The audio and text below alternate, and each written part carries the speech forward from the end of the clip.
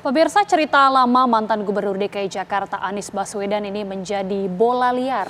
Ya, Sandiaga Uno enggan menoleh ke belakang dengan masa lalunya itu. Kalau diungkit terus bisa menjadi polemik. Itu disampaikan oleh Sandiaga Uno.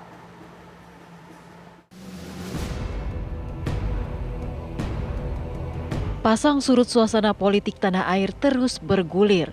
Taktik dan cara pun dimainkan untuk menarik simpati dan menaikkan elektoral pasangan calon dalam kontestasi pemilihan Presiden RI tahun 2024.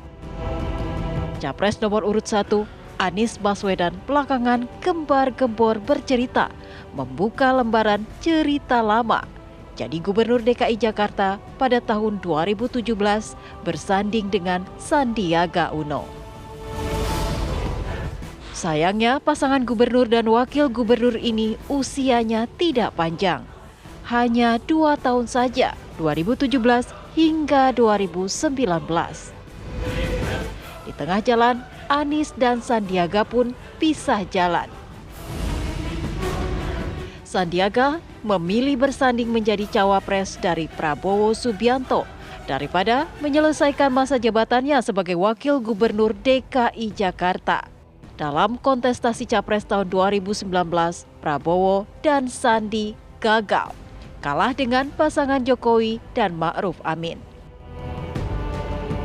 Anies yang mengikuti kontestasi Capres 2024 mencoba menarik simpati dengan mengungkit cerita lamanya itu yang ditinggalkan Sandiaga Uno di tengah jalan. Cerita Anies pun tersebar hingga sampai ke Sandiaga Uno, sang wakil gubernur kala itu. Sandi tak ingin membuka lembaran lama masa lalunya.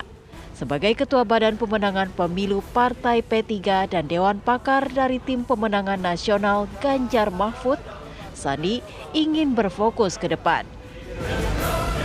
Saya tidak ingin membuka lagi lembaran lama masa lalu. Sekarang kita fokusnya ke depan dan Pak Ganjar dan Pak Mahfud juga fokusnya tidak melihat yang ke belakang.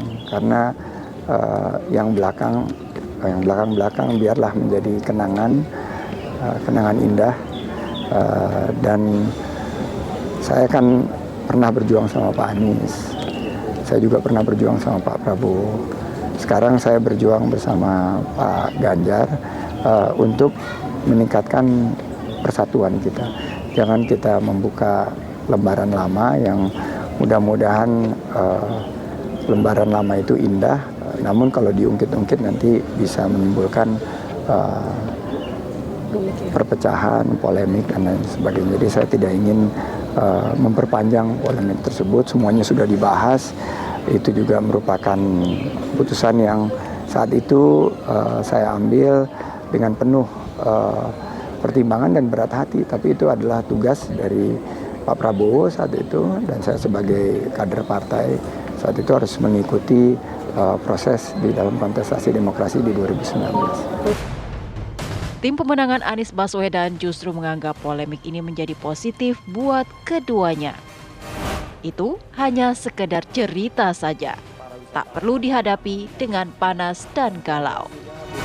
Jadi memang apapun yang dilakukan oleh Mas Sandi maupun Mas Anies itu sangat berpotensi, ya, orang mengatakan terjadi gesekan. Namanya juga pemilu itu, orang Jawa sudah mengatakan pemilu nanti ada polarisasi, ada pembelahan. Karena kalau persoalan kayak gini nanti dianggap ini menuju pembelahan, menuju polarisasi, biasa saja. Jadi nggak usah dihadapi dengan panas, nggak usah dihadapi dengan hati yang galau. Seperti katakan, nanti akan saja mereka berdoa untuk ngopi ya, supaya cair. Baik. Pengamat politik Ahmad Hoirul Umam justru melihat kejadian ini sebagai peluang. Apakah akan diarahkan sebagai amunisi menyerang paslon lain? Harus ada pernyataan yang jelas, tidak ada basa-basi yang bersifat misterius hingga menjadi bola liar. Tetapi di saat yang sama, kalau misal memang ini akan diakumulasikan sebagai sebuah bagian dari proses kontestasi menjelang Pilpres 2024 mendatang, kalau misal memang mau diarahkan, ditujukan sebagai munisi untuk menghantam, ya keluarkan munisinya secara real, konkret, sehingga kemudian ada proses dialektika. Jadi momentum serangannya apa, kemudian klarifikasi dan responnya seperti apa, sehingga kemudian masing-masing pihak tidak lagi berbicara tentang sesuatu yang sifatnya simbolik, penuh dengan sesuatu yang misterius gitu. Apa sebenarnya? Jadi klarifikasi, kemudian lakukan tabayun dari masing-masing keduanya untuk kemudian menyelesaikan sesuatu supaya kemudian tidak menjadi bola politik liar.